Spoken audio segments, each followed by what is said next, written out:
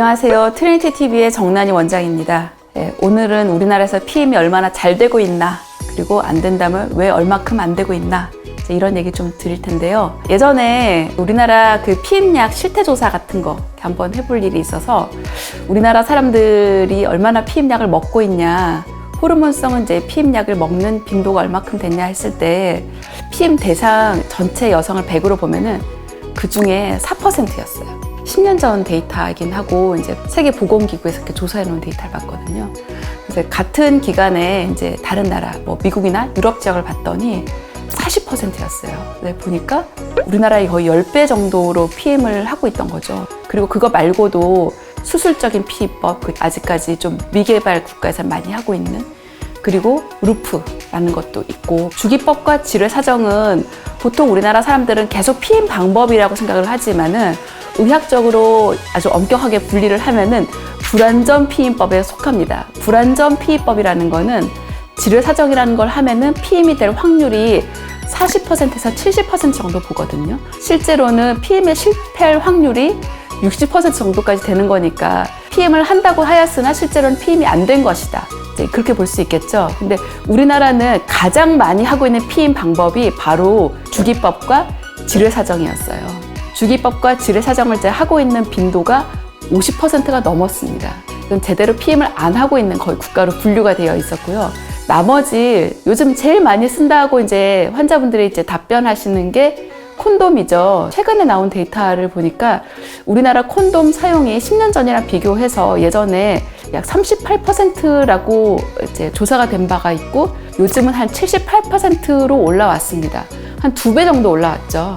이 콘돔 쓰는 분들한테 제가 꼭 당부드리고 싶은 거는 콘돔을 100% 완벽하게 쓰는 분들은 거의 찾기 어렵다라는 거예요. 콘돔이 왜 불완전하게 쓸 수밖에 없는가라고 하면은 성관계를 할 때 발기가 되고 나서 이제 삽입하기 전에 양말 신기듯이 끝까지 잘 씌워야 돼요. 그런데 주로 이제 여성분들이 하는 말씀이 벗겨졌어요와 찢어졌어요. 이제 그렇게 하게 되면은 이제 사후 피임약을 처방받으러 오게 되는데 이렇게 실패하는 경우가 상당히 자주 보고가 되고 있고, 콘돔으로 이제 우리가 할 수 있는 거의 최상의 가장 높은 피임 효과는 87%더라고요.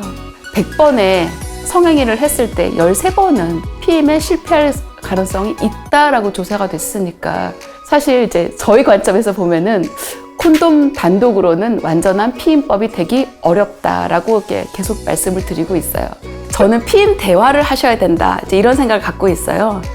피임을 막 내가 해, 너가 해 이렇게 미루는 게 아니라 각자 한 가지씩 하셔야 되는 거죠. 남자분들은 콘돔을 사용하셔야 되고요. 콘돔을 사용하셔야 되는 이유는 피임 목적도 있지만 성병 예방, 서로의 몸을 보호하기 위해서, 안전한 섹스를 하기 위해서 필요한 거. 그래서 남자들은 꼭 콘돔을 사용하자. 그리고 여성분들 같은 경우에는 피임약이나 그리고 루프 같은 이제 그런 항상 이제 콘돔이 찢어졌을 경우를 대비해서 항상 효과적인 99% 이상의 거의 완벽한 장기간 피임법이 나와 있기 때문에 꼭 이거를 사용하자. 그리고 콘돔이 없는 섹스를 하게 된다면 그런 상황에서는 두 분이 얘기하셔서 이런 날에는 관계를 하지 않게 하는 게 몸을 보호하고 원치 않는 임신을 완전히 막을 수 있는 그런 안전한 성생활이 아닌가, 이런 생각이 들었고요. 우리나라가 피임이 옛날보다는 잘 되고 있습니다. 하지만 이제 산부인과 의사 관점에서 봤을 적에 피임이 아직까지 잘 안 되는 경우가 많습니다. 피임 잘 못하시는 커플은 보니까 보통 잘 헤어지시더라고요. 피임 대화라는 거는 피임이 이제 꼭 이게 너의 일이다, 나의 일이다 이렇게 미루는 것이 아니라 우리가 지금 미혼이고 임신을 해서 아기를 가질 그럴 계획이 없다고 하면은 안전한 관계, 성병에서도 프리해지고 원치 않는 임신을 완전히 막을 수 있는 그런 분위기에서 합의된 성관계를 하는 것이 가장 좋은 섹스이고, 그리고 이렇게 성생활을 오랫동안 피임을 꾸준히 잘 할 수 있는 분들이 오래 가는 분들이고요. 사실 이제 산부인과에 와서 피임에 실패하거나 아니면은 뭐 내가 무슨 갑자기 예전에 없던 그런 성병균이 나왔다 이런 것 때문에 두 분이 싸우고 헤어지고 이런 거 보거든요. 이렇게 원치 않게 환자분들이 와서 그런 얘기를 하시고 되게 막 힘들어하는 걸 보게 되니까 그럴 때는 그 상황에 조금 개입하게 되고 마음을 좀 다독여 드리는 그런 경험이 있는데요. 제가 이제 피임에 대해서 설명드리다 보니까 피임 성공률에 대해서 설명드려야 될 것 같은데요. 우리가 피임약을 먹고 루프를 넣으면은 피임 성공률이 99% 이상이다. 이제 그 말은 달리 말하면은 1% 미만으로 피임에 실패할 수 있다라는 거죠.